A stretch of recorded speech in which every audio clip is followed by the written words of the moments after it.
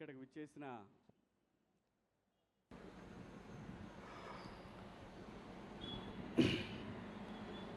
విచ్చేసిన బండ్ల గణేష్ గారి మిత్రులకు, షాద్ నగర్ ప్రజలకు, ఆయన శ్రేయోభిలాషులకు అందరికీ పేరు పేరున నమస్కారాలండి. అలాగే టీవీ చూస్తున్న, సోషల్ మీడియాలో చూస్తున్న ప్రజలందరికీ కూడా ఈ పాదయాత్రకు మీ అందరి ఆశీర్వాదం ఉంటుందని ఆశిస్తూ, బండ్ల గణేష్ గారు ఇదే షాద్ నగర్ నుంచి హైదరాబాదులో ఒక చిన్న నటుడిగా మొదలుపెట్టిన ప్రయాణం ఈ రోజున ఒక బ్రాండ్గా, బండ్ల అంటే ఒక బ్రాండ్, బండ్ల అంటే ఒక వ్యక్తి కాదు, బండ్ల గణేష్ అంటే ఒక శక్తి. పర్సనల్గా నాకు గణేష్ అన్నతోటి నాకున్న పరిచయం 30 సంవత్సరాల పై మాటే, 32 ఏళ్ళు. నాకు మొదటిసారి కలిసినప్పుడు కరెక్ట్గా వారం 10 రోజుల్లోనే ఆర్టిస్ట్గా చేస్తున్నప్పుడు నాకు కమ్యూనికేషన్ లేదు. అంటే ఫోన్ కానీ, అప్పుడు ఫోన్ కూడా లేదు, పేజర్ ఉండేదన్నమాట. ఎవరన్నా ఫోన్ చేసి ఆర్టిస్ట్గా మాకు కావాలి అని చెప్పడానికి పేజర్ ఉండేది. నేను ఈ మాట ఇప్పుడే కాదు, చాలా సందర్భాల్లో చెప్పుకున్నాను నేను. అది ఈ పరిశ్రమలో నాకు మొదటిసారిగా అవకాశం నాగార్జున గారు ఇస్తే, వైవిఎస్ చౌదరి గారి డైరెక్షన్లో, ఆ తర్వాత మొదటి సినిమాగా మాస్టర్ రిలీజ్ అయితే నాకు ఎవరన్నా సహాయం చేశారు అని అంటే అది గణేష్ అన్న మాత్రమే. ఎందుకంటే నాకు అది ఆ రోజు చాలా ముఖ్యం. మనకి టెలిఫోను, ట్రంక్ కాల్స్ ఇలాంటివి ఉన్నప్పుడు ఒక ఇంపార్టెంట్ విషయాన్ని చెప్పాలి అన్నప్పుడు గంటలు, రోజులు తరబడి జరిగేది. అలాంటిది ఆ రోజు నా కమ్యూనికేషన్ అనేది, అప్పుడు అది ఎంత కాస్ట్ కూడా తెలుసా మీకు? అది 4000 5000 ఉండేది. అది రే శివ ఇది ఉంచుకోరా, ఎందుకంటే రూములకు రెంట్లు కట్టడానికి కూడా డబ్బులు ఉంటాయి కాదు, తనకు తెలుసు. సో అలా మా ఇద్దరి మొదలైన పరిచయం. గణేష్ అన్న ఈరోజు ఇంతవరకు వచ్చాడంటే దీని వెనకాల చాలా చరిత్ర ఉంది. ఎంతమందికి సహాయం చేసి ఉంటాడు, ఎంతమందికి ఆస్తులు కొనిపెట్టుంటాడు, ఎంతమందికి తనకు తెలిసిన ఒక మాట సాయాన్ని వాళ్ళు కోట్ల రూపాయలు సంపాదించుకునే స్టేజ్కి తీసుకెళ్ళగలిగాడు. ఇదంతటి కారణం ఏంటంటే మనకు మనిషికి కావాల్సింది ఒక మంచి మనసు, ఒక మంచి సంకల్పం. వీడు బాగుండాలి, వీళ్ళు బాగుండాలి, నన్ను నమ్మి వచ్చారంటే వీళ్ళు నాకన్నా బాగుండాలి అనుకునే ఒక మనస్తత్వం బండ్ల గణేష్ అన్నది. అలాగే చంద్రబాబు గారి విషయంలో అసలు పార్టీలతో సంబంధం లేదు. గణేష్ అన్న అందరవాడు. స్వతహాగా తన కాంగ్రెస్ అభిమానం చెప్పి ముందు నుంచి ఆయన చెప్పాడు, అది మనందరం చూసాం. ఇప్పుడు చెప్తాడు, రేపు చెప్తాడు. మాట మార్చే రకం కూడా కాదు. ఒకవేళ తప్పు చేస్తే లేదు లేబ్బాయి పొరపాటు అయిపోయిందని చెప్పే రకం. అది ఎవరికి ఉంటుందంటే ఒక నిజాయితీపరుడికి మాత్రమే అటువంటి లక్షణం ఉంటుంది. తప్పు జరిగినప్పుడు క్షమాపణ చెప్పడం తప్పు కాదు, పొరపాటు జరిగినప్పుడు నేను మన్నించండి అంటాం తప్పు కాదు.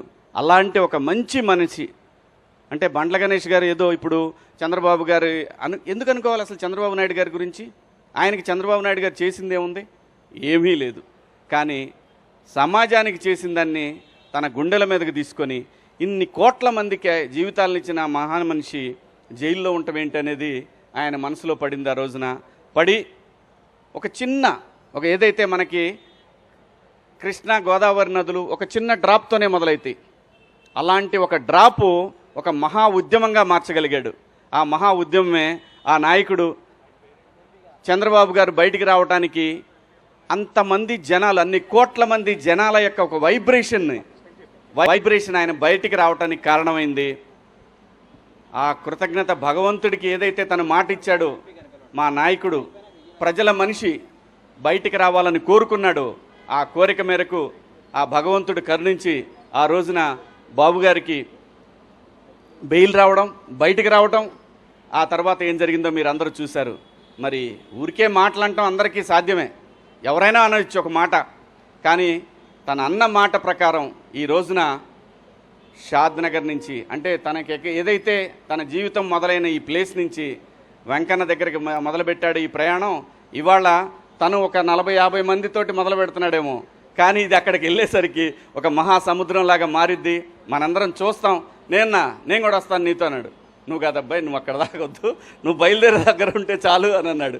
ఎందుకంటే ఇది తను చేసేది దేని గురించి? తనకి ఏం లాభం లేదు దీంట్లో, తనకు వచ్చేది లేదు. డైరెక్ట్గా ఇక్కడి నుంచి బస్కి వెళ్ళిపోయి శుభ్రంగా ఫ్లైట్కి వెళ్ళిపోయి దర్శనం చేసుకొని రావచ్చు. ఈజీ, చాలా ఈజీ. మాట ఇచ్చాడు, భగవంతుడి దగ్గరికి వెళ్ళాడు, దండం పెట్టుకున్నాడు, థ్యాంక్స్ చెప్పాడు, ఇది ఓకే. కానీ అలా కాదు. తను ఏదైతే అనుకున్నాడో అనుకున్న మాటని, మాట మీద నిలబడాలి అనేది ఒక సంకల్పం ఏదైతే ఉంటుందో ఆ మనిషి, ఇప్పుడు మనం చూస్తున్న ఈ బండ్ల గణేష్ గారు ఇంకా ఎక్కడో చూస్తాం, మనం ఇంకా వేరే లెవెల్లో చూస్తాం. ఏ మనిషికైనా అంతేనండి, నాట్ ఓన్లీ బండ్ల గణేష్ గారు, ఎవరైనా సరే ఇక్కడ నిజాయితీ ఉండాలి. ఇక్కడ నిజాయితీ ఉంటే నేచర్ మనతో వస్తుంది, సమాజం మనతో వస్తుంది. అలా గణేష్ అన్న ఈరోజు మొదలుపెట్టినటువంటి ఈ ప్రయాణం మనం చివరి వరకు కూడా వెంకన్న తోడుగా యావత్ 2 రాష్ట్రాల తెలుగు ప్రజలు, ప్రపంచంలో ఎక్కడైతే ప్రపంచవ్యాప్తంగా ఒక ఉద్యమాన్ని క్రియేట్ చేయగలిగాడో ఆ రోజున ఆ ప్రపంచవ్యాప్తంగా ఉన్న తెలుగు ప్రజలందరి ఆశీస్సులు గణేష్ అన్నకుంటాయి. మా అందరి అభిమానంతో ఆయన ఎటువంటి అడ్డంకులు లేకుండా స్వామివారి దగ్గరికి ప్రయాణిస్తాడు. స్వామివారి దర్శనం రోజున ఖచ్చితంగా ఎక్కడున్నా సరే నన్ను కూడా భగవంతుడు అక్కడ దాకా తీసుకెళ్లాలని కోరుకుంటున్నాను. ఖచ్చితంగా గణేష్ అన్న, థ్యాంక్ యూ. నీ మంచి మనసు, నీ నిజాయితీయే నిన్ను నడిపిస్తూ ఉంది.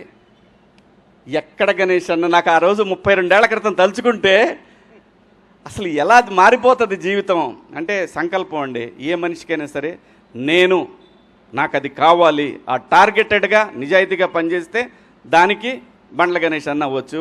బండ్లు అనేది ఒక బ్రాండ్.